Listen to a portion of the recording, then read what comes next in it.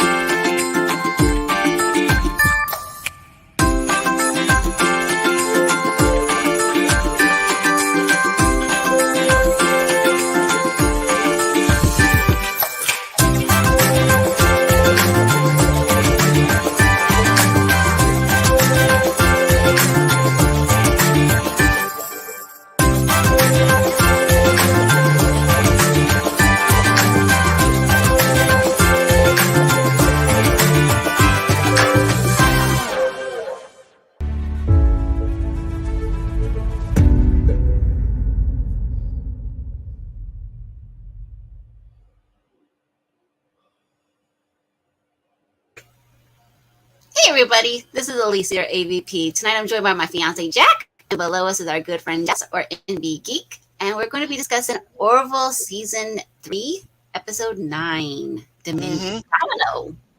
And just when I'm like the last episode was the best, my favorite episode, suddenly this has become my favorite one. It's like every episode just gets better and better.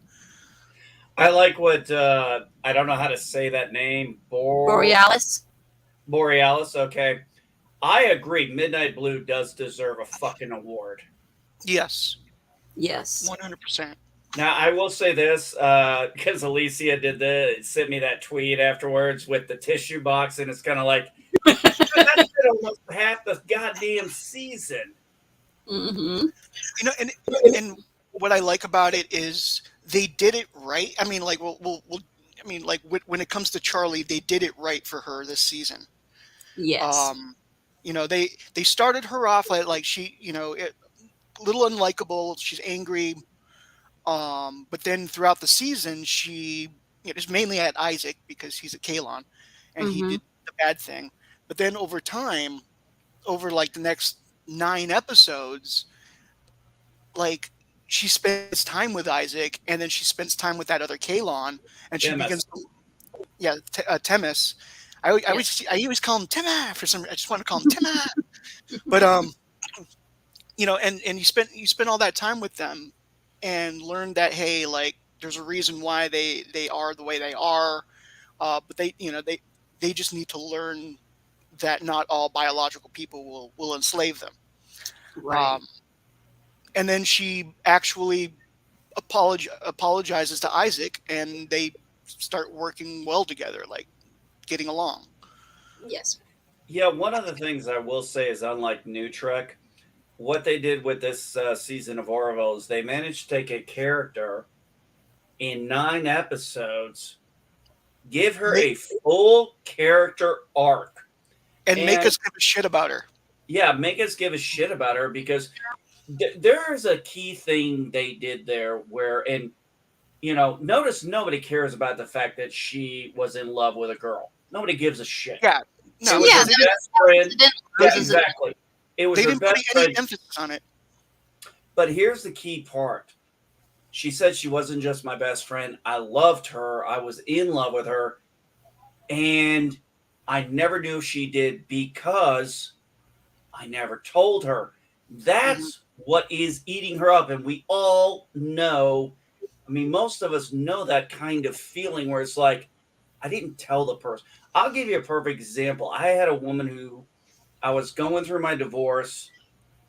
I was really, this is before my divorce, but I was, there was a girl I really was falling for, but I wasn't sure if I could divorce my wife to be with her. And she told me she was in love. She was falling in love with me. And I just ran away. And I still hold regret to that day. I'm happy now, but still, I never told her that I was starting to feel the same way. And I have no way of ever saying to her, because I have no contact anymore. It's been so goddamn long that Right. I can't ever get closure for that. Just Mhm. like Charlie couldn't get closure. There's relatability to that. And that's something New Trek ain't never figured out yet. Nope, they have not, No. sadly. But I guess we'll start with what happened. The first scene we see is we're on Kalon, and Krill. No, we're on Krill. Krill. Krill. Sorry, we're on Krill, and Talea is getting visitors. She's got Moclan visitors, and Mm-hmm. and these Moclans who just got kicked out of the Union are proposing an alliance between God damn it, the Krill and the Moclans, Mm-hmm. right? So there's a little bit of tension at first because like Talea's like, who's going to lead this? And they're like, we are, because you're a female and that's offensive. They're like, no, Yeah. you either we work together as equals or we don't work at all, basically. And so they go back to Moclus to discuss it with the councils or whatever over there. Mm-hmm. Now So think about why they did that too. The Mocklins overplayed their hand. yes, they did. Mm-hmm. Yes, And they know Um, that. And they're scared. exactly, because the Krill or the Kalong are going to come right for them too. Like, Yes. so the next thing that we see is Zalea, the planet Zalea, and it's being defended by like a large group of ships, but it looks so small when you see them like tightly packed, Yes. They're hovering over the surface. Yes, exactly. right? And then like a shitload of Kalon vessels You're come like out of 40 plus, I think it was. warp, Yes. and then they start battling them. But there's the Orville has a secret weapon, right? Yes. That Isaac and Charlie have been working on together, Mm-hmm. and they detonate that weapon, and it destroys every single Kalon ship, and it Yeah. doesn't harm or destroy any of the humans, any of the Union equipment or ships, or Isaac. Right. It just shatters them like pieces of glass. Literally, the way it goes, it just blows Right. everything. Yeah. So suddenly when they, you, so Oh, suddenly sorry. they have a. I'm just saying. So suddenly they have a weapon of mass destruction. Yes. And it's do you almost know what I works. thought? Do you know what Here's what I thought when I saw Hi, that. JP, by the way. What I saw with that, with the way Kelly and Ed were looking, was almost Oppenheimer. Right, I because remember they that. they realize Destroy that all worlds. that That is is literally. exactly what the face that Ed had. Like when he realized that was successful. He was Yeah, like, but to that degree, right. I mean, that was like when I was watching recently. I watched that scene with Oppenheimer Mm-hmm. talking about that, and I watched actually a His person who can read his expressions. face is Mhm. so Yes, dead. and he broke down his expressions. That, like, this man is probably one of the people who created one of the greatest weapons in the world, and you can tell he regrets it. Yes. Yes. Yes. His face just looks like he's dead inside. Yeah. After, yeah. Yeah. It does. Yeah. I mean, he's horrified by knowing what it can do. I mean, at first it felt like a simulation. I'll say this much because when me and Jack were watching, I said, "Is this a simulation? It can't be I real." thought the same thing. It I really wasn't. was. Yeah. I wasn't real. exactly sure what they were doing because it was going like, okay, there's no way that they're going to survive this if that's that many. You muted Jack. Am I? No, he's on. I can hear him. Hello. Can you hear me? I can hear you, Jack. Okay. How come she can't hear me? What'd you do, Alicia? But yeah, the look of horror on their faces, I was like, the moment I saw that, I was like, this is almost like shock. They're like, Right. that was way too good. Because that wasn't a battle. That was a slaughter. That was yeah. It became a very quick slaughter. And then and then so they go back to Earth, and they have a meeting with the admirals, and there's that's where Isaac explains like how it works and like why he wasn't affected and blah blah blah blah. And then there's the moral implication of when, in what situation should we use something like this? Should we just, now that we have it, should we just go out there and destroy them all, or should we just use it as a deterrent in case they come for us? Then we'll use it. Um, yeah. So there's that whole aspect of it going on, and It's similar to the virus they were going to give Hugh. yes, yes, exactly. It would have killed all of the Borg, because they have of their collective consciousness and stuff like that. Um, but yeah, and it's similar to that. You're right, because the way it works is it attacks their connectivity to the other Kalon, right? Yeah, they have a. I think the way it said was a neural network. They're all kind of connected together. That's why they're so effective in their fights because they can synchronize so quickly. But if you break that up, it shatters the whole thing. Like they said, a row of dominoes. You Hmm. knock one out, the whole thing goes And, out. So and their that's why greatest the episode's called strength Domino. they found like Isaac said, they found the Achilles heel. Hmm. They did. And so they decide, I guess, like they decide to go back to Kalon, and with one of the admirals, and um, Halsey. Halsey, and to negotiate a peace, some sort of An ceasefire, armistice. armistice, something, right? So they go to the Kalon world, and of course the Kalon ships immediately come after them. They use the weapon, boom, one wave gone. Another wave comes. They use the weapon again, boom, all of them gone. A third wave come, but they don't fire. They stop firing at them. They cease fire, and they hail them. The Kalon primary hails them and says, "We will receive you. Here are the landing coordinates." So we go Now back here's to. Go ahead. oh sorry. Yeah, here's the thing. I was on another channel, not on there, but I was listening to it, and somebody was complaining, why did it take them 3 attempts? Well, why did it take us 2 atomic bombs for the Emperor of Japan to surrender? Because we're talking about different cultures. We bombed Hiroshima with Little Boy, asked for their surrender.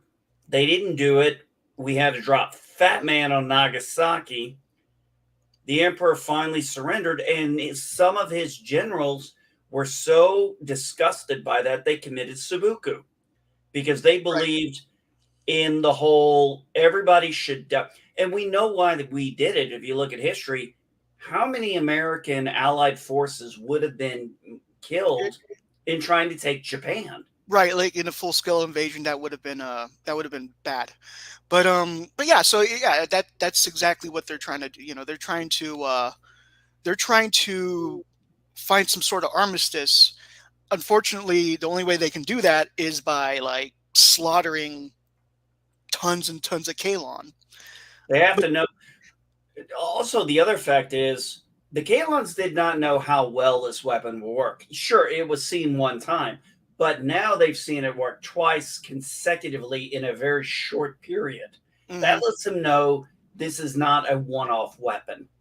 hmm so they meet with the Kalon primary, and the same one you saw in the Identity movies, but of course a different body, and and so they start talking, and at first they're like, "Oh, we're just gonna find a way around your little weapon, and we'll get you." It's like, well, for now, and they're like, "Well, for now, if you try to do that, it's just gonna detonate anyway. It's just gonna self detonate anyway. So yeah, you can try." And they basically give the Kalon no alternative but to agree to an armistice. Notice it's an armistice and not a surrender. They Yes. didn't ask for a surrender, they asked for an armistice. And for people who don't know, there is a difference between an armistice and a surrender. We had an armistice with Korea, But Japan surrendered. but Japan surrendered. There's a difference. Right. And so, yeah. So they decide, and so like that's good news that suddenly the Kalon no longer are going to try to destroy the Union. So they go back to Earth and they celebrate. They're in Kelly's father's cabin, apparently, right? At first I thought it was like a simulator, but yeah, so they're in the cabin and you see Gordon and Charlie and they're singing together. They're singing a song together. And we're like, oh, like Charlie can sing, so and Yeah, then I assume with the Aurora Borealis, they were probably in maybe Alaska. that's possible. It looked like a cold area, definitely. So yeah, so like Topa asked about the Aurora Borealis, and Isaac explained how that happens, and pointed out the Big Dipper and everything. It was like a nice little scene between like the three kids and Claire and Isaac. Yeah, I really think that Isaac is really taking on kind of that father figure role when he said, "Hey, show him the Big Dipper," and he could do that thing. And I'm Right. like, "Oh God, that is so cool." That is cool. I knew kids, later on, like when we had the red, those little red dots, and we used to throw them in the sky and, mark those things out or do them with a trace line. But he was able to do that for Topa. And Yes. side note here, season 4. Wouldn't it be interesting if Anaya ended up on the Orville with Topa? Because that would be an interesting storyline of. I wouldn't mind checking that. I wouldn't mind because, and I don't know what the next episode is going to be about, but it's like I almost feel like by the end of this episode, it's like Ed next episode should probably try and get her. Oh, he's not gonna not try. I don't. Yeah, I think he's gonna. I don't know how. Like I don't like. Maybe he's gonna go on some like unofficial undercover, thing. I don't know, but it would. I do want to see him attempt to.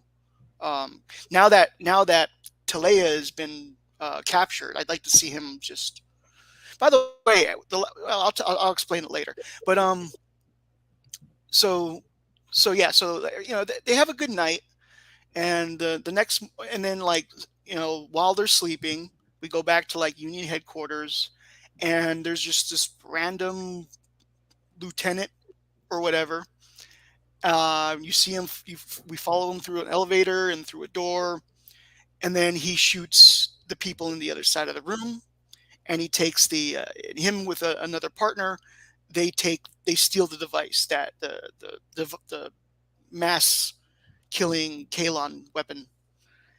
And so the next morning, Claire and Kelly are watching the sunrise and just like having a chat and whatnot.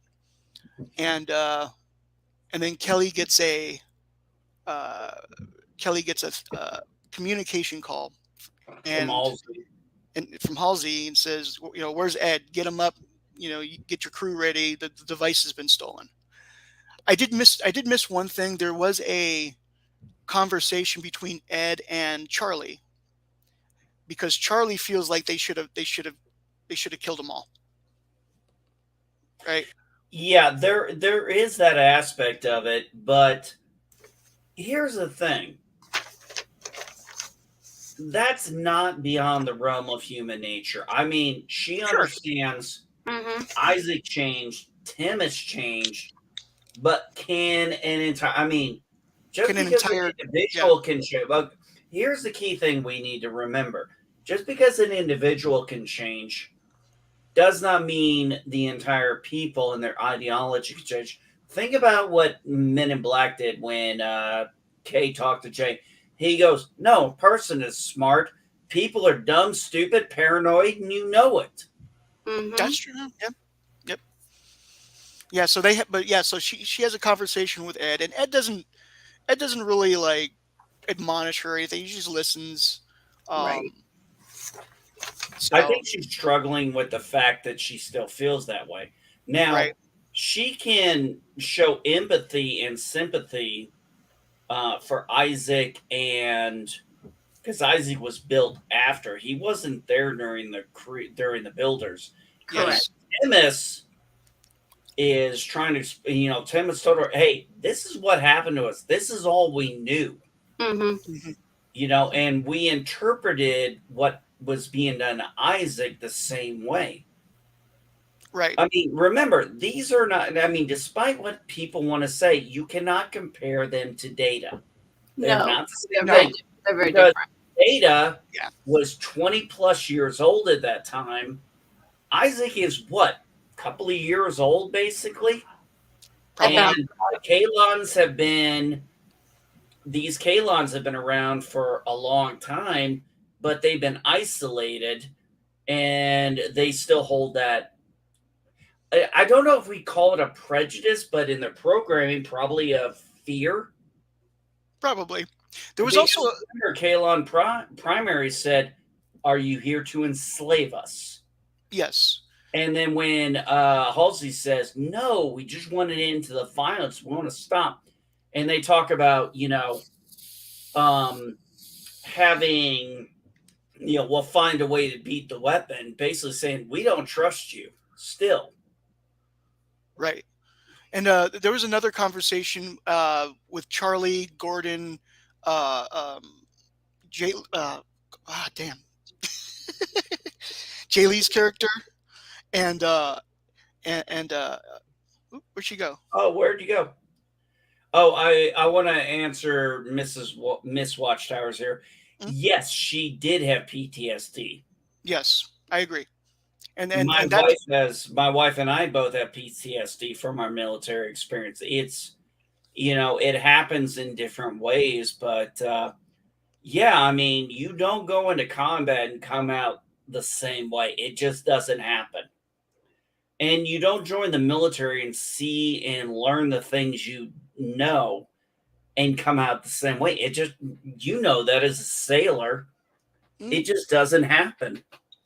When you know some of the stuff we know behind the scenes, what goes on, it changes you. right. So Everything okay, Alicia? yeah. For some reason, my internet kicked out. Everything's okay. okay. So there was another conversation with Charlie, with Gordon, Lamar, and Tala, Top. Yes. and Tala and Lamar. They were on the side of, hey, like, we can't kill them all. That's genocide. That's not right, type of thing. Is this are we really doing this to protect ourselves, or is this revenge? Right. Um, Whereas Gordon and Charlie are like, we should kill them all. And at one point, like, Lamar gets kind of upset Right. with Gordon, because like Gordon, like, talks about, you didn't have your leg cut off by one of them or something like that, and he goes, hey man, that's not Right. funny. Like he was like, that's not funny. He was like, sorry. Like, he was Yeah. like, got all the sorry. When was that? Is the only time I've ever seen between that and him telling Charlie, "Watch yourself, Ensign." Yeah, That's and the then only time right he's ever pulled right, rank. right after, that's the only time, and right after that, like, when Charlie was like, well, I know Isaac's your buddy, so you're probably a little biased. Like, he stops her right there. He's like, watch yourself, Ensign. Pulls rank on her, which is unusual for him. That's Yes. unusual for him. Toulouse is cool like that. Yeah. Something's obviously And pissed him off. and Nah, the point of him losing his cool, we've seen him lose his cool, but Mm-hmm. to pull the rank, Exactly. That's we what have I'm saying. never seen him do that. right, Mhm. or And he did it to his or best even friend or and even say to anything Charlie. cross to Gordon. Yeah, like that's the first time we've seen him say something to Gordon in a other than like friendly fashion. Right. Well, I had a time, for example, when I was in the Air Force, Mm-hmm. and I was tech sergeant, and I had that's an E6, and I had an E4, and I said, "Hey, airman, I need you to take care of this," and she goes, "Well, I ain't going to do that." And I knew she was joking, but you don't joke about when I give you an order. And there was one other guy who was a Marine, like I am, who was a contractor, and he looked straight at me with the same look I had. And I said, "No, you will do it. You will get it done, and you will not question my order. Do I make myself clear, Airman?" She Mm-hmm. jumped up to attention and said, "Yes, sir." Well, Because if I didn't nip that in the bud now, I would have had a very big problem in my unit. And I think that's what Lamar was doing, was being like, "Hey, you're crossing the line." Yeah. Same We cut the joke, crap. but there's one thing in the military, we joke, but there are like, and trust me, I got told many times there was a line when certain people got promoted and I was cool with them, but when they got promoted, I had to take myself back, and I got called out for it, just like I called other people out. And you know what? I went back to them and I said, "I am sorry. You were right to put me in my place." right. Well, Yeah. I mean, well, they don't have that. They don't have that moment in this, sadly, where Charlie, Right. like, make, but uh, so the device has been taken. They Mm-hmm. go they go back to the Union Central. They investigate, and they find out what happened. They find out what happened, and what happened was another admiral. What was his name again? Perry, Admiral Perry. Perry, played by Perry, Ted Danson. Dancing. the one that's played by Ted Danson, actually like gave his command codes to like that lieutenant to steal that device, and Right. then he himself transported that device to the Krill slash Mocklins. Mm-hmm. Uh, now because now that they have an alliance, Now and you see, that was great to the story, because I was like, "There's no way a fucking lieutenant would be able to get away with this." It's like, true, with a fleet admiral. Oh yeah, that now made that sense. actually Command fits. codes, yeah, to do that And kind of and the, access. Again. and the reason why he was doing that, he says the reason why he's doing this, he does still believe in Union values. He doesn't believe he's a traitor. He just believes that the Kalon should be destroyed before they destroy us. So Mm-hmm. so like he disagreed with like the The board's council. decision, council's decision. So he took matters in his own hands and decided to give it to the Krill, who he knows would do it. Mm-hmm. And that's what he said. But Yeah, you know what he did say was, "Well, what do you do now?" I go back to Earth and turn myself in. He was ready to accept the consequences of what he that's did, and that's fine. I mean, like I can respect that, but he still but he did was the still thing. wrong. But you Yeah, could tell he was going to be killed. You could tell he was going to be killed. So Leia was not going to let him go back. he still did the thing, and then he goes back to his ship, and then he starts to leave, and then they shoot him. They blow Yep. him up, kill him. I can't say I was surprised about that. I was surprised it was him, though. I like Yeah, no, Ted that was a Danson. surprise. Yes. Yeah, I Yeah. like Ted Danson. I mean, I know most of us know him from Cheers days and everything, but that Yes. was surprising that he was the one. And I'm sorry, but he was a traitor. hmm He did not. He was a military leader who did not respect the democratic process, or in our case, in our country, the republic process, Mm-hmm. which is the civilians get to make the decision, right or wrong. They're the elected leaders. We follow their rules. And he thought he knew better. right. But he So was after, willing. I give him only credit because he knew what he was doing was wrong, but he accepted the consequences of it. I will or give was him at or least was that. willing to, at least before he got Right. killed. Own up to. Yes, exactly. To pay for repression. Yes. So they investigate, and they figure out, oh my God, Perry fucking betrayed us. and they go to this, they follow the ion trail, they go to the area, they find debris, they realize, oh, he's dead, they blew it up. They go to, I think it's the one of the, like, Mockless or something like that. And it's not Mockless, it's like a planet that they're using for this. I Right. don't know. Yeah, I don't know exactly what planet that is. I don't think it's either Krill or Mockless. Um, but they they're spying on them. They're spying on them, and they realize, oh my god, they're building this big weapon. They're gonna try and just destroy every Kalon. Um, Yeah, it is basically the quantum core there mixed with the weapon. It can kill within 10,000 light years, which, if Something you like look that. at how long that is huge. Hmm. And Yeah. Mhm. remember, they had to get. Remember, it was said. Board has said this is the, and it was a Mocklin site because they said Okay. it may have been That's right. uh, That's good. discontinued after the Mocklins were expelled from the Union, but if it's still there, this is where the scientist is. He's one of the greatest weapons designers. If anybody's going to figure out it, it's him. Right. Because the only people who know how to work that are Isaac and Charlie. Right. Exactly. Right. So they spy on them. They realize, okay, like, we're gonna need some help, Mhm. and they Right. contact the Kalon. They contact Mhm. Kalon One, and or Kalon Primary. Same Um, thing.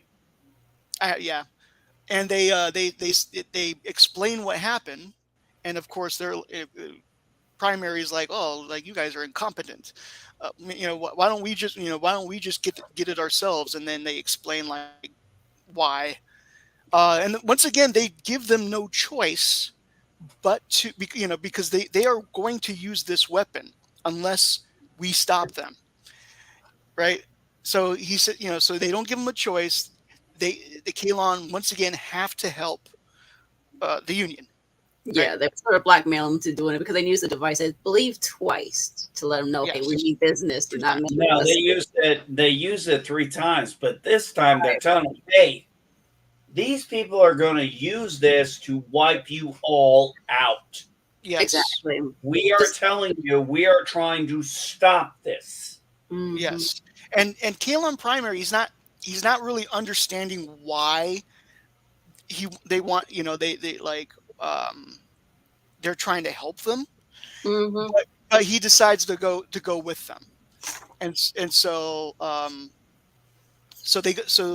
they actually they go back to that planet with, like, a fleet of both Union and Kalon ships. First Union and then Kalon. Um, and they fight the Krill and the Mocklins. One of the Krill was that captain that we saw in Identity that helped Kelly and Gordon. Um, and this time he's, like, on the, they're fighting, they're fighting each other, and his confidence is so high, right, like it was before. I love his smirk, I love the way he looks, his face. um Yes. and then the Kalon come, and he goes, save Avis, us, help us. Avis, save us all. And I made Save the us all. crack. I jokingly said that's gonna hurt.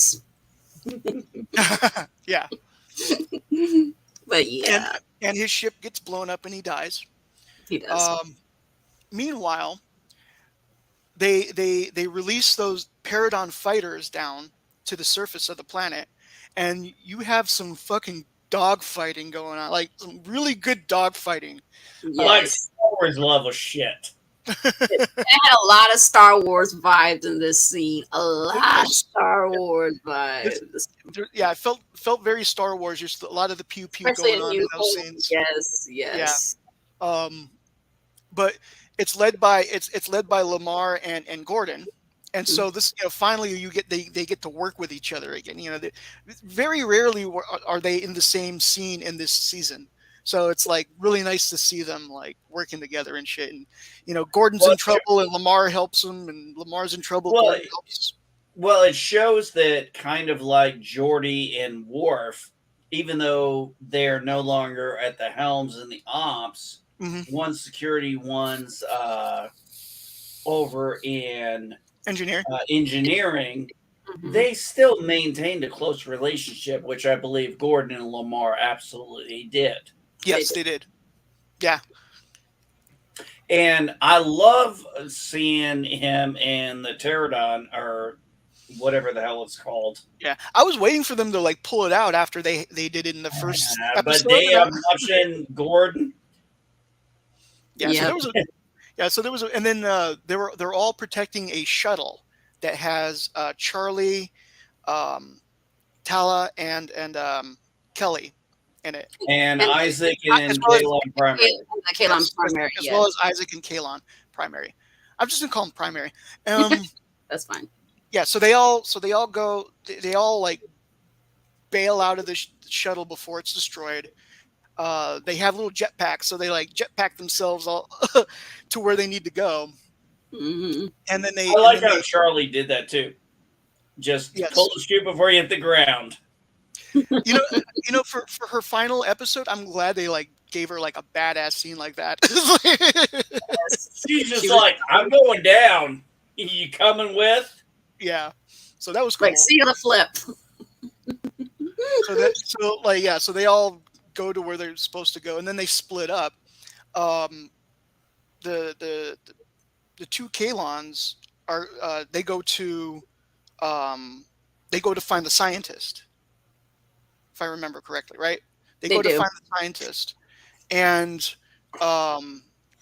the women are trying to find the large quantum core to try and disable it, destroy it somehow. Right. And at one point, Kelly gets split up from the rest of the group and is confronted by Talea. Yes. And there is this like hand-to-hand combat that like it's almost the season finale. I'm not exactly sure. Like, I mean, I hope they don't kill off Kelly or Talea in this, right? But we see a knife because she has a knife. She's not just hitting her; she also got this knife at her throat too. Yeah, she's got the knife too, and they fight for the knife, and then Talea gets the knife, and she's like, she says like, say goodbye, Yeah, bitch. for Like, Ava. Yeah, for Ava. yay for Avis, and then Tala.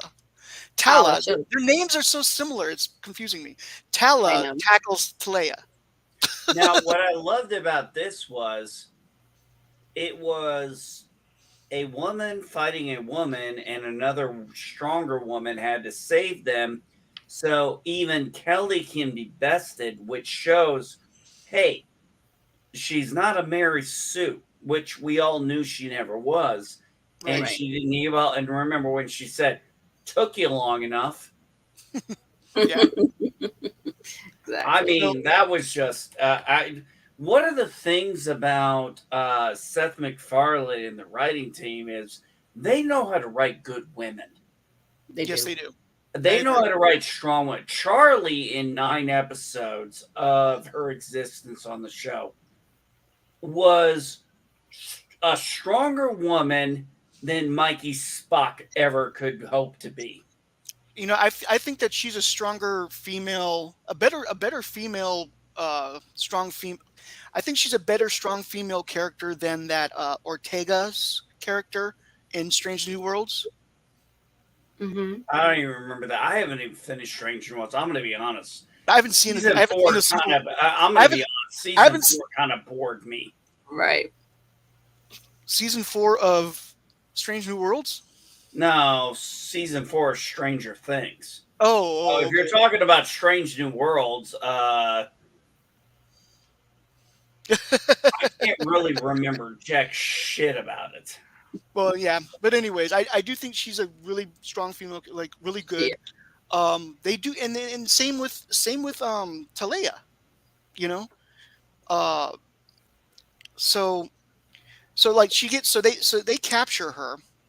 Meanwhile, in meanwhile, like the Kalons, they find the scientists. They try to get him to disable it. He's like, they can't. Once the countdown starts, it can't be stopped. Blah blah blah blah blah. And so like and then eventually like Charlie is there too, and at one point, uh, a group of Mocklins try to run away. Yeah, Not and the, it's yeah, not, punching one by one, yes, until there's like one or two left in the yeah, room. and so Primary just like downs them all, kills them all, downs them, right Hmm. before they can escape.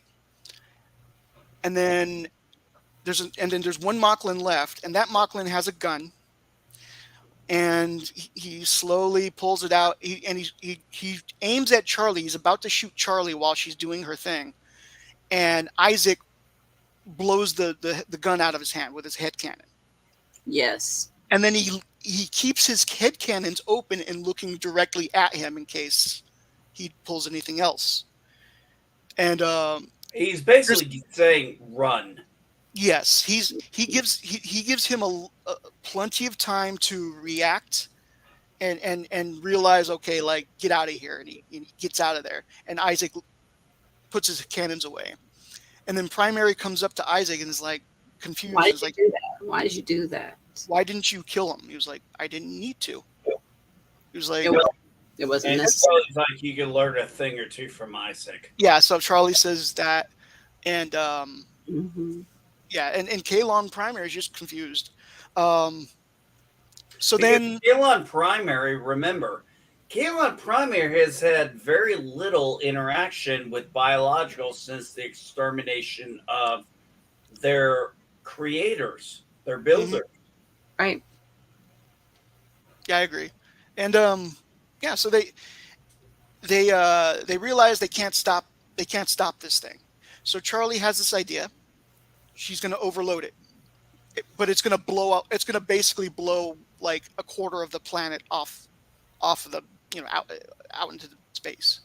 And then Mhm. she's like, and then she looks at Kelly and says, "You should probably go." It's just like Kelly's like, "No, I'm out." She's like, Ensign. She's like, no, go. No, Get out of here. Yeah, get out of what here. like I said, I'm giving you an order. I have my orders. My orders are to stop this weapon by any means necessary.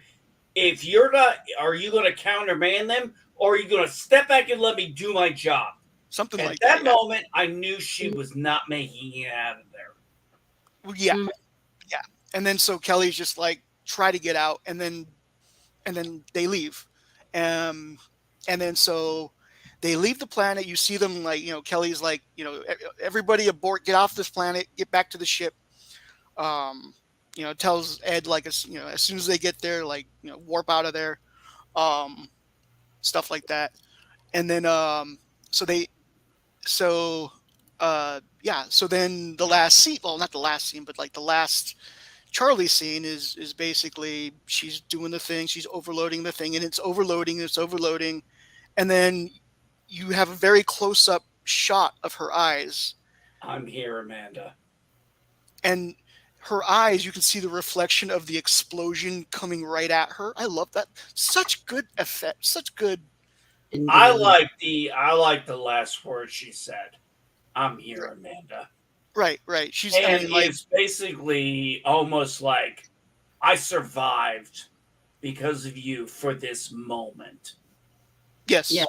This one's for Yes. you. Exactly. yes, and so rest in peace, Charlie. And then after that, I cried. I'm not gonna lie, I fucking cried. I was kind of in shock. It was. I was kind of in shock.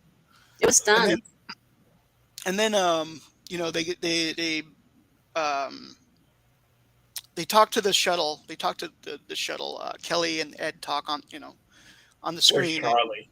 Where's Charlie? And it's like she didn't make it. We couldn't save her. He couldn't save her. And then like once again he's got that look. He says it right there, like, oh my gosh, she just made the ultimate sacrifice for all of us. Yes. And then when they come back to the bridge, Primary's there with them, and he asks, I think he asks Isaac, why did the biological sacrifice herself? Yes, and Kelly. That's when And, Kelly speaks up. and Kelly says to save you. It's like, I don't understand. It's like there's nothing to nothing more to understand or elaborate on. She did it for she hated you, but she saved you anyway. That's what Right. humanity is about. Blah blah blah blah Well, blah. what happened was We're he we're said we're not like, he's yeah, like Isaac goes, we're not, these humans are not like our biologicals. yeah, that was key thing. He still couldn't understand the biological terminator light to save us. Why? Hmm. The biological terminator why? To save you.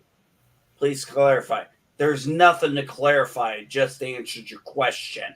Hmm. And then Isaac's like, these are not like the biological, these are not like our makers, our builders. Hmm. They are my friends. Yes. Perhaps our assessment was, he's like, Isaac's like, um, this is what I've been trying to relay to you. Hmm. Perhaps our assessment was inaccurate. And then Kelly really goes at it and says, she hated you for what you did. She Hmm. still sacrificed to save you. You goddamn right you were wrong. Hmm. So they have that exchange, and then I think the final scene is the memorial service. Well, Uh, let's just remember we before that, before that we had the provisional Oh, the the provision. Yes, the provisional thing. Yes. Yeah. So the primaries sitting there in the Union, in talking with the admirals and with Kelly and Ed there, and they propose an alliance. yes. and gave them a provisional seat on the count. Basically, what I would equate that to is like, say, our territories like Puerto Rico, the American Hmm. Samoa. They have a representative, but they don't have a voting factor. But it gives them a seat at the table, Hmm. Hmm. Yeah. Yeah. and they're So trying to show them we really do not want to enslave you. We want you to be equal to us. And when he talks about, and while I don't agree with their when he says representative democracy, I'm thinking, okay, well, we live in a constitutional representative republic in America. And I'm like, he's right about one thing. There ain't been many forms of government that have been better than ours. Whether it's a representative democracy or a representative republic, what's been better? Communism, fascism, Nazism, Marxism, socialism? They all eventually fail or people get miserable. And when he says, it ensures the strong do not conquer the weak, at least not for long. And that's the key point of our republic and a representative democracy right. is that the majority does not rule the minority. Hmm. Hmm. Yeah. So, um, yeah. So that scene happens, and they agree to an alliance, and then I guess that the scene after that is the memorial. The funeral, yes. And I liked what Ed said, but what Isaac said was like, "Wow." Yeah, it was a very personal thing because he knew her and he talks about things about her that he had gotten to know, Right. like the And pancakes and her making the ultimate sacrifice, even though she hated him, and he was right. grateful for that. Even though That's he's a where machine, it got me. That's where it got me actually. Where it's like that speech. There's one more thing that happened before that. Yes, Ed talks to and so Talia one more time about their from child. Yes, from her prison cell. Um, and I didn't like this scene for personal reasons. yeah, Because she's fingering yeah, the you and me, Jack, you and me both, and you and I both know why. yeah, yeah. But she basically, he basically is like, hey, like I could take Anaya. She can live with me. I can take care of her. And she's like, as long as I'm imprisoned here, you will never see your daughter.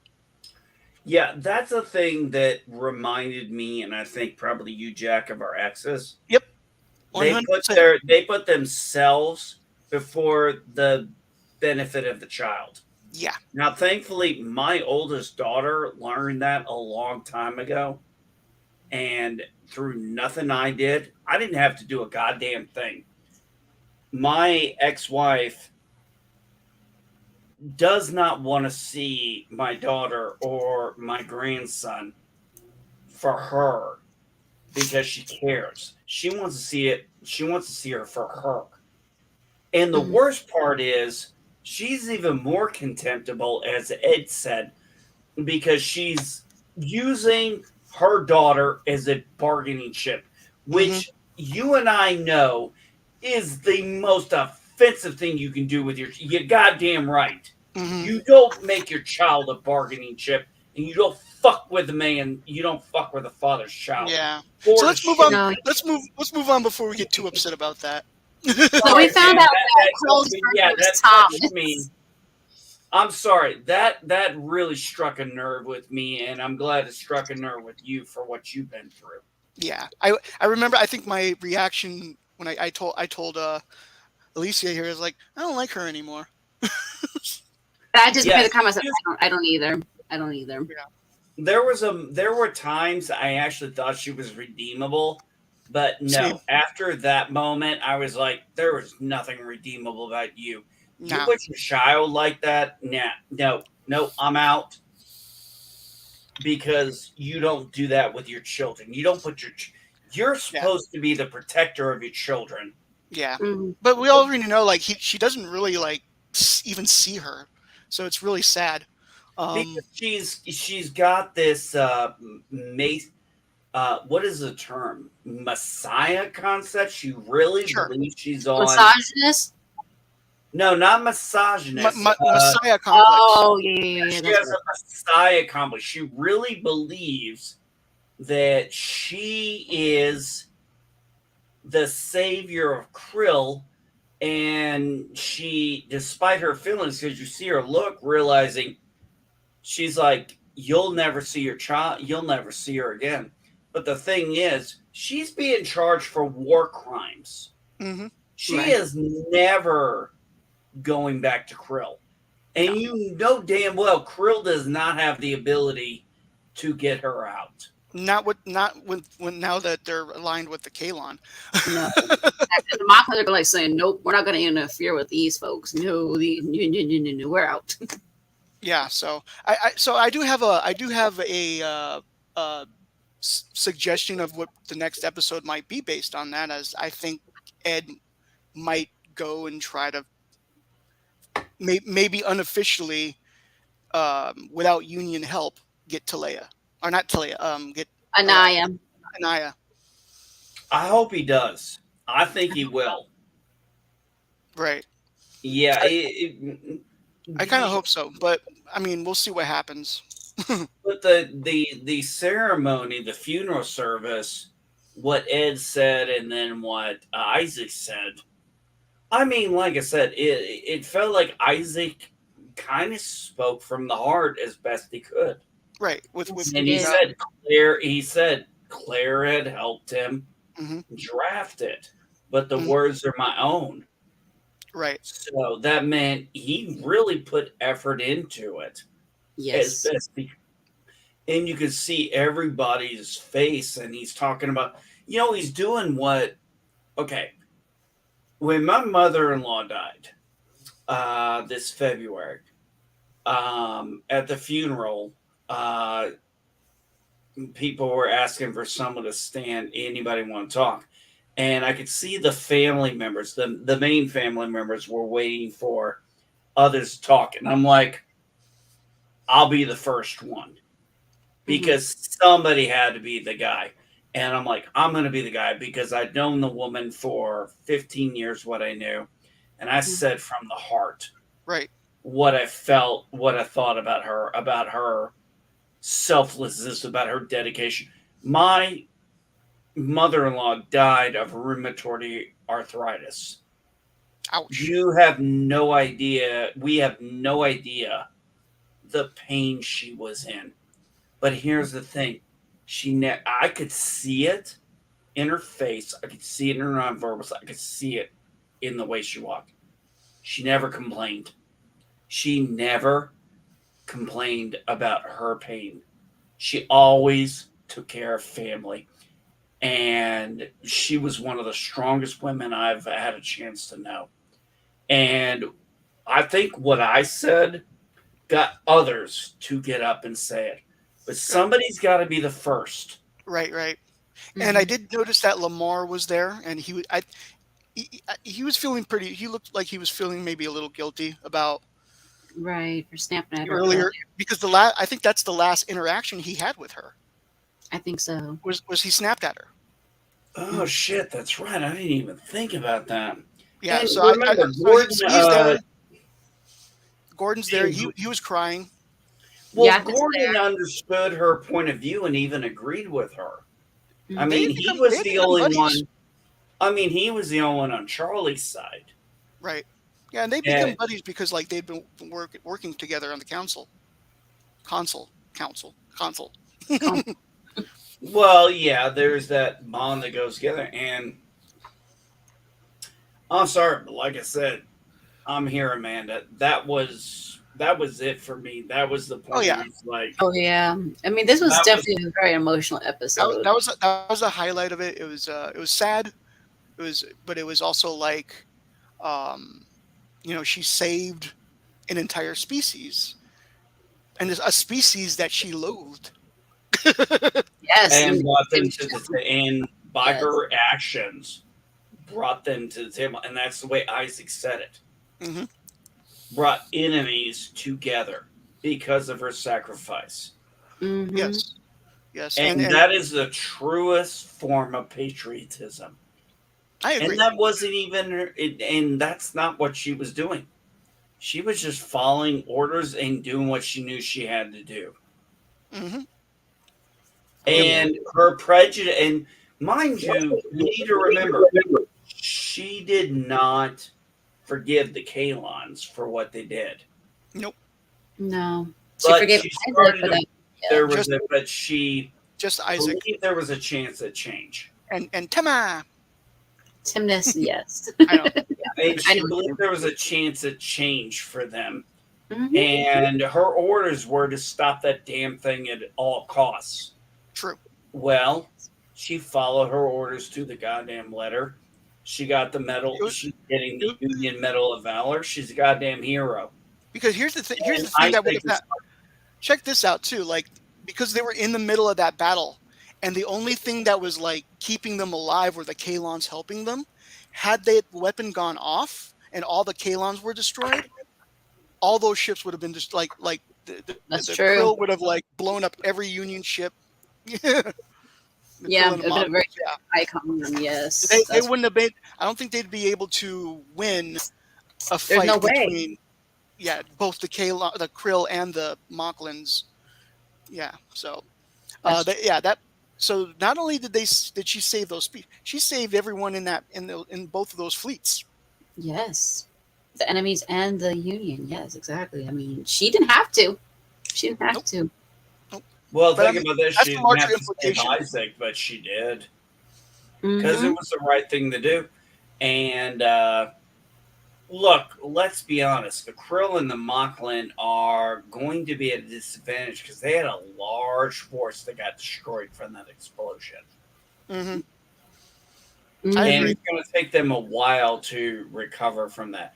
That's why, remember when we saw the trailer, there was them with the Krill, and he said, we will allow you access to our space, but we cannot guarantee your safety. Remember I called it a little while back where I said that'll be in the final episode, and that'll probably be the point of New Horizon, that they're going to unknown space. Mm-hmm. Right. But I mean, remember that happened in the first episode. Since then, like that potential alliance has been because of Talea. So yeah, but she's well, I'm assuming the Krill are going to have special election considering I don't think they're going to go to war with the Union, especially with the Not with the Kalons Kalons. on their Yeah. side, If and it wasn't for I don't think the Mocklings are going to go there. So no, uh, Mocklings, no. she's done. She's done. Now I'm going to imagine that the Union does not have an execution uh, thing, but she's going to be tried for war crimes, and she's not coming out of that. No. No, not without some serious consequences. That's for sure. I mean, I think it's No, gonna no, be. she's going to spend the rest of her life in prison unless she gets broken out. And even if she gets broken out, what's she going to do? Go back to Krill as a loser and try to retake chancellorship? They're not gonna. She's gonna have to do his hanging head in shame. Like, what did I do? So yeah, unless she admits, oh, I was wrong. I don't think she's gonna do that. I don't think so. Well, I could see her coming back in the last episode with Ed showing her Anaya. Mm, Possibly. I'm hoping that's. I'm kind of hoping that that's what that'd be nice. That'd they be do. nice. Because I mean, like, I hope they don't just leave that as a cliffhanger. Like, you will never see your daughter, and then Right. he doesn't, and then they don't renew the Orville, and then I'm like, oh crap. Right. I think they're gonna I think they're gonna renew the Orville. Reason I why? hope so too. Why would they put it on? Why would they also have it on Hulu and Disney Plus? They want to give the audience who only has Disney Plus or doesn't have access, because Hulu is not as far reached as Disney Plus. So they Mhm. said, hey, we're going to put it out there and see. So I don't know if we'll get I don't know if we'll get an answer right away. They But I also mean, had how many more goddamn tweets on YouTube do they need? I A know. billion more? No, I'm kidding. I think I do it like 3 times a day. Renew the Orville, but I do it yeah. every single time I can, but yes. But But yeah, we they did have a strong presence at San Diego Comic-Con. They had like 2 large posters like in the main halls and stuff like that. So I mean, I'm pretty sure it's gonna. I just like why wait? just say something exactly. Just tell us. Like, Comic-Con was the perfect place to do it. Yeah, Exactly. that's what I did say. I did actually post on Twitter. I was like, Disney not renewing the Orville at San Diego Comic Con. I was like, that's what everybody was hoping for and expecting, and you slapped us in the face. So Right. I'm a little pissy. Yeah, I'll forgive them if they I mean- fucking do it. I mean, I wasn't mad at the time because I was in the movies. Yes. Because you asked me, and I said no word yet. Yeah. But I was yeah, so annoyed when I did not get that news. I was so pissed. but yeah, I mean, but we did get a little humor in this episode with the I don't know if you guys mentioned it earlier or not, but when Tala is crushing the walnuts on the yeah. cabin. Right, because Bortus is trying. Oh yeah, we've missed that. Bortus is trying to like crack walnuts with a nutcracker, and he doesn't fucking. He can't do it right. And Bortus is, I don't know why And- Clyde and keeps Clyde wanting is- to let him. Clyde's like, you're Clyde- doing yeah. it wrong. And Clyden's like, yeah, Clyden's like, Is that not a husband? And I mean, if that ain't a classic, I love that. I love that after everything that happened, they're back to their little petty, Bickering. bickering ways. husband. Well, okay, I'm gonna put it this way. Sorry, folks, but that's husband and wife bickering as I know it. Yep. Sorry, I'm not normally with same-sex couples, and I can't call Bortus and Clyden same-sex because, well, honestly, it doesn't really make a lot of sense because their species we know rarely creates females, and we know they don't need females to reproduce. Right. So I can't call them homosexual because it doesn't make a lot of sense. It doesn't fit with human ideals and human idea of homosexual. That's it. But it's just so funny to hear Clyden talk like that and Bortus, and I'm thinking, oh God, this would be me and my wife. Right. So I'd be yeah, trying to do it. he's trying to crack, and the walnuts just keep like plop, plop, plop, like popping out of him, right? And so Tala comes over, and she's like, do you need some help, fellas? I'm paraphrasing, obviously, but she says, "Do you need some?" "There you go, And Bortus is all like embarrassed. He's like, "Thank you." Now we look like fools. Clyde is like, "Now we look like Clyde fools." says it just like my wife. Like a wife would say. Now we look like fools. I mean, let's be honest. If we're talking Bortus and Clyden is the husband. Or sorry, Bortus is the husband. Clyden is the wife. Yes. I don't care if they're both males. Let's just be honest. He acts more feminine. Yes. Well, he was biologically. Yes. If we hadn't known that, he has always carries himself honestly a little bit more feminine than Bortus. Yes, he is. Mm-hmm. And you know what? That's what I like about him, because their relationship. So when Clyden showed back up, and when oh shit, now you got me confused. What's the Selayan's name now? Which one? Tala or Alara? Alara. No, the other one. The one we have now. Tala. When Tella said, to Bortus and Midnight Blue, I have somebody here. I was like, oh my God, please be Clyden. That was a really good scene. That was really good. I was begging that was Clyden. And I remember when he left, like the last thing he told Topa, like upset me. Like he's like I didn't like that shit, right? So I didn't either. I was the same way I was with Talea over here with her. You'll never see your baby again. I was like, oh, good riddance. Fuck you then. Right. So I was ready. I was ready to never see him again.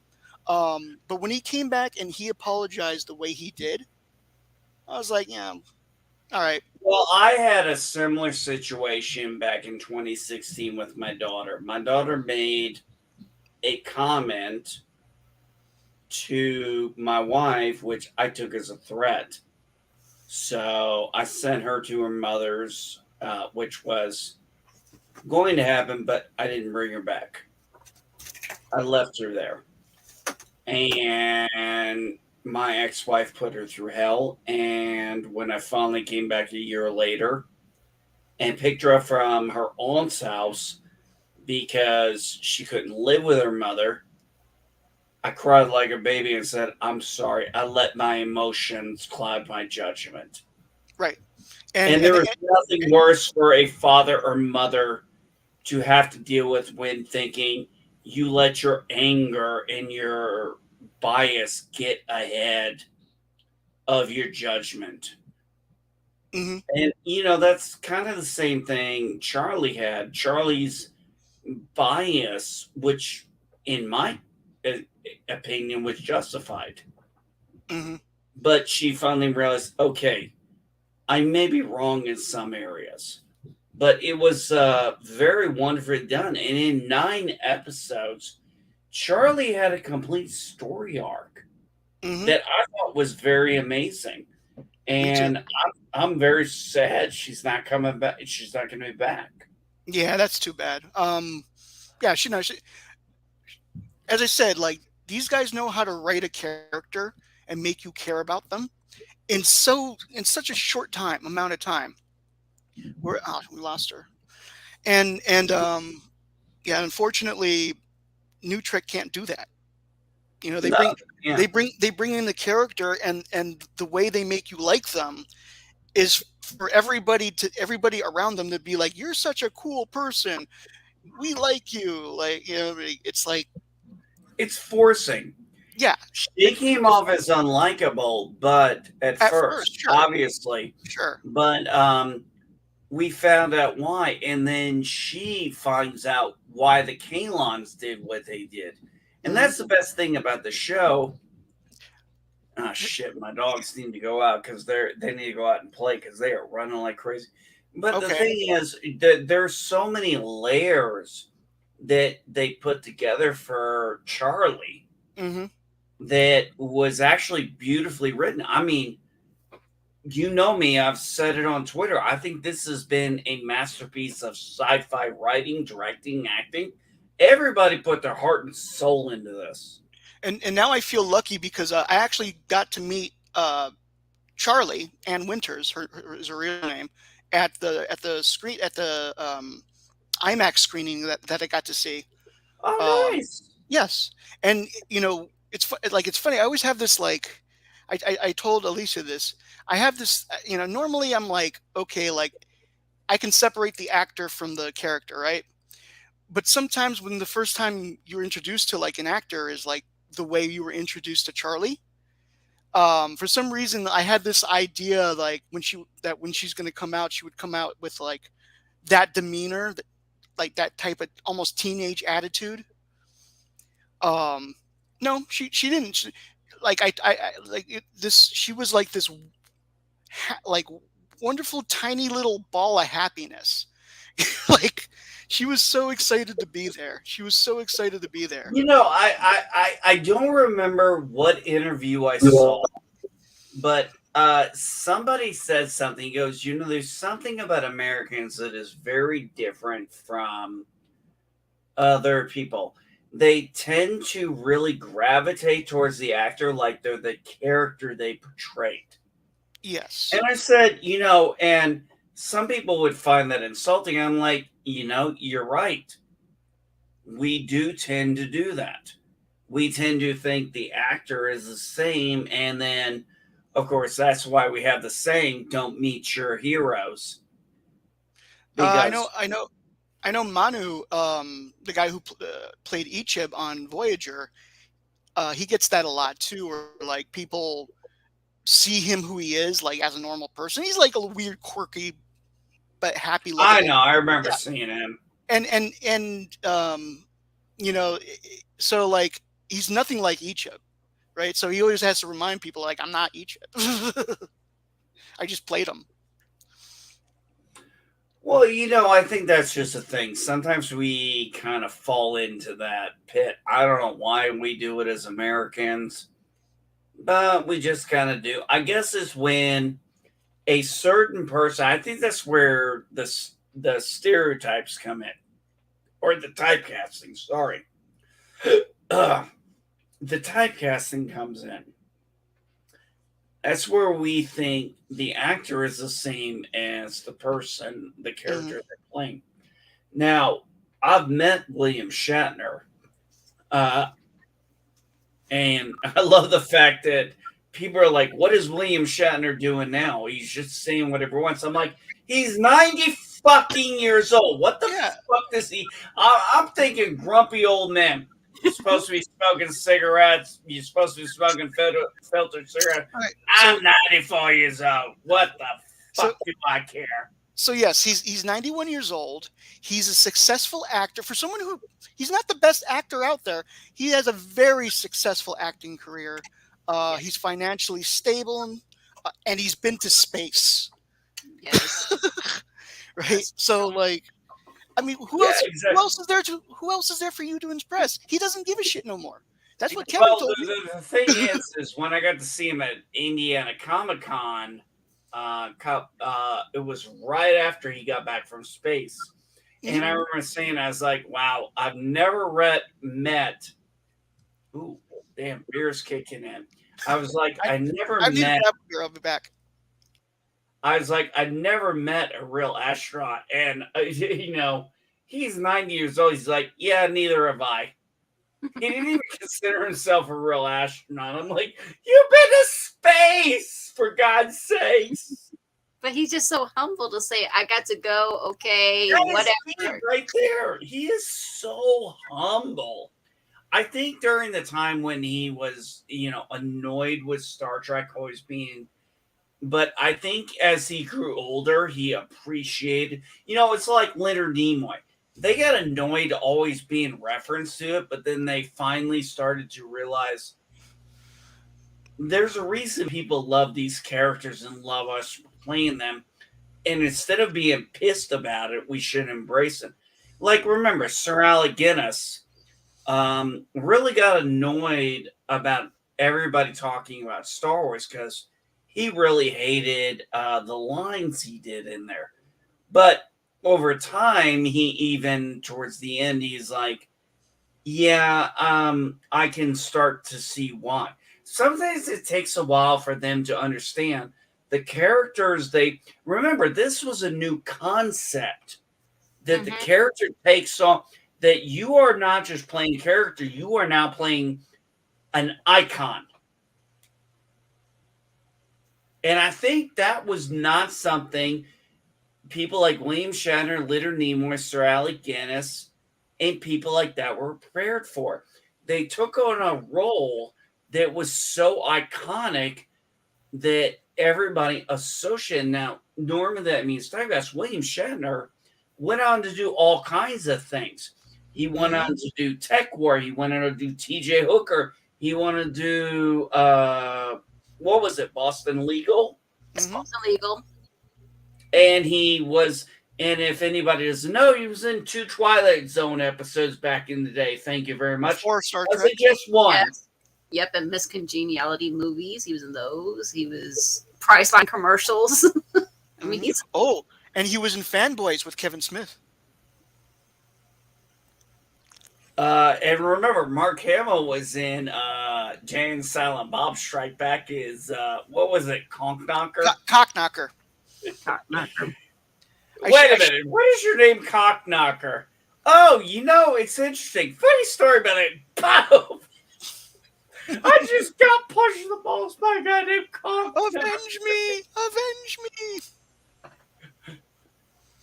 But it was so funny, interesting how, and Leonard Nimoy went on to have his own career in. He did a lot of documentaries, if you remember, back in the 70s and 80s. He did a lot of those, and then he did the book I'm Not Spock, and then after time you lighten up, he's like, yeah, I am Spock. Yes, you are. You that was the thing.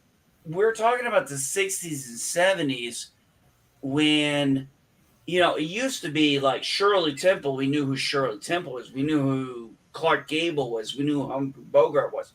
But they played multiple roles. right. These characters hit a role. They were icons as actors. These people became icons for the character they played. And that was something that really stuck with us. It's like I would equate that to the people who played Doctor Who in Britain. Once you're the Doctor, you're always the Doctor. That's true. I hear that a lot. Everyone's favorite Doctor is always the first, apparently. Maybe. And I'm not talking about that new first that they retcon. I'm talking about the first. No. The first Doctor is William Hartnell. You're not getting any. My favorite Doctor was Peter Capaldi for the first 2 seasons. Yes. I didn't like the 3rd season because I really didn't like Bill.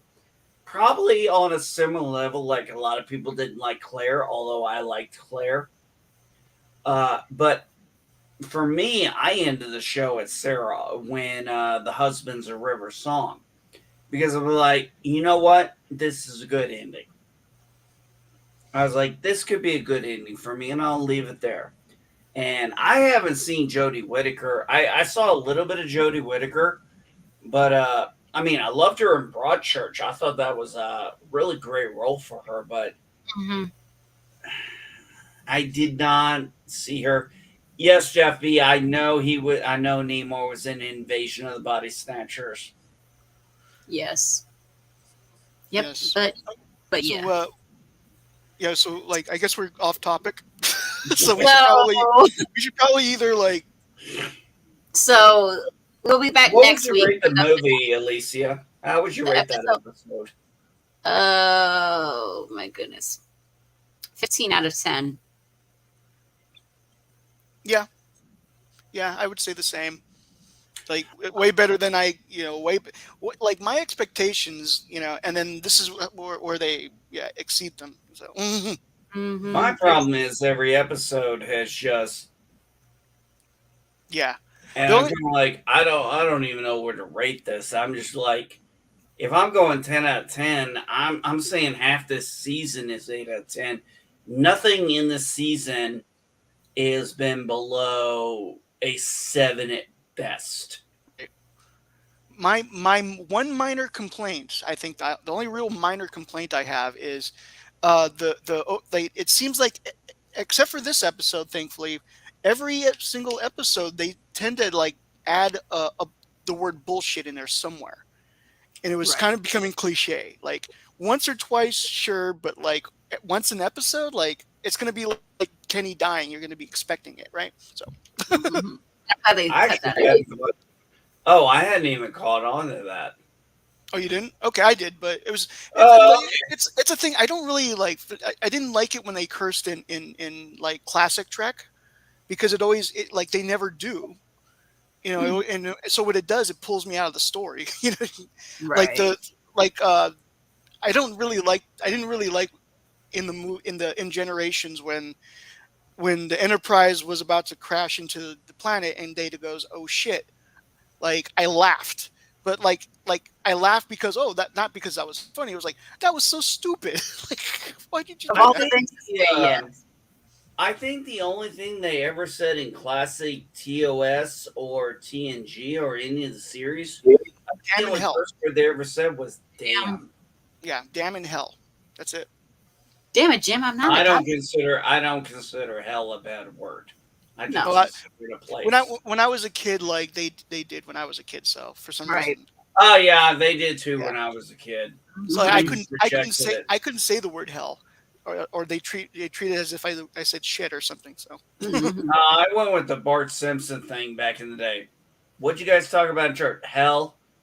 Bart! Well, we talked about hell. How am I supposed to talk about hell if I don't tell you we talked about hell? hmm But yeah, next week we will be back with our finale, folks, for Future Unknown. And man, we waited 3 years for this, so and worth it, so worth it. yes, I'll wait 3 years for another one. I hope it doesn't take 3 years, but No. but I mean, I would be willing to wait that long if it's this quality storytelling. you really can tell that they put their heart and soul in. You know what I think? I think they figured if this is our last season, let's go out with a bang. And they have put their heart and soul in. And I said this after Midnight Blue. I was like, I did thing. I was like, hey, New Trek, you can have Stacey Abrams. We got Dolly Parton. Yes, I saw that. yes. Now, Yeah. I mean, I'm so glad they planted that Dolly Parton seed in the second season because it sure paid off. Sure paid the hell off. Yes. Well, what I thought was so interesting was when she went in there and I saw the cabin. And I'm a country music fan now. I listen to a lot of hard rock, heavy metal, but I also listen to country, and I listen to a lot of old Mhm. school country. I know that's probably surprising to some You know people. what? No, Once I know I what you saw mean. that cabin, I was like, "Oh shit, that looks like a Dolly. That looks like where Dolly grew up." And then Dolly, and they did her so. They They did her so. And then I saw Dolly Parton's tweet. She's like, they dolled me up so well. And I love how, she's like, oh, I'm not all that. I'm not even sure I'm all there. And then uh, the way she talks is just like, this is she's Dolly. That's This she's so is co- dumb. Dolly Parton. she's She just instantly talking. comforting. It's like a big All she's hug. doing is just being, all she's doing is just being Dolly Parton. And Right. it was like, and then the song, and then the coming out of the closet, I was like, you son of bitches. Yep. Yeah. It was amazing. I didn't think they could really top that episode. And then Charlie's sacrifice. I I was know. just like, Yeah. Yeah. Like you gotta give credit where it's due. Like that is superb storytelling. To well, get me it's to care about this young angry little girl who eventually like learns to let her anger, well, some of her anger go, and then like she selflessly sacrifices herself to save the things that made her angry in the Hmm. first place. Like, damn. well, the also thing is, remember, she didn't forgive the Kalons. Right. No, I said like, not Yeah, exactly. completely, She but didn't forgive the Kalons. Yes. as long as But she forgave Isaac. her little bit of sympathy and empathy and being around Isaac and Timus made her realize maybe just a little bit they can change.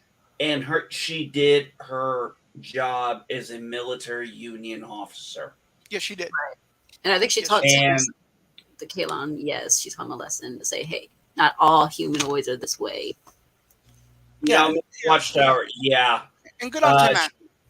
Yeah, Miss Watchtower, Charlie had some major growth. 9 episodes, and she had growth that New Trek wishes they could pull off with their fucking Mhm. Right. But I love her more than This I this is mean- what we talk about when we say quality versus quantity. quantity. Yes. 10 episodes. Exactly. even though it's been 3 9, seasons. this is 9 episodes. This is the 9th one, folks. Meanwhile, like, Star Trek is pulling shows out of their asses, trying to get people to be like, hey, look, we're successful. See, we got 5 shows going on. They're all shit. They're all absolutely crap. And they're not number 1. No. And they're not, and they don't even follow the old story. Like, we'll say that they do, but they really don't. Oh, did you see my tweet earlier?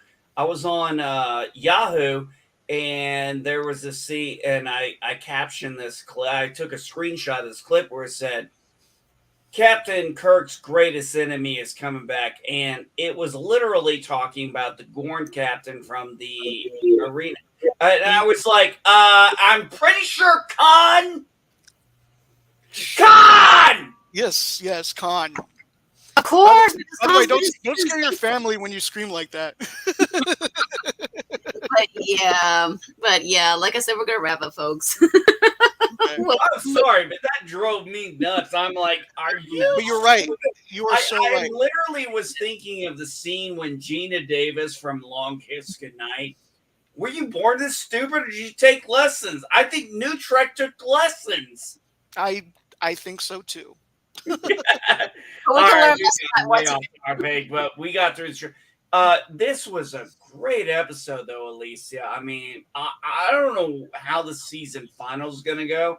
I hope it's the season final and not a series final. Agreed. exactly. And we still got the novella, so Jack and I will probably be reviewing that later too.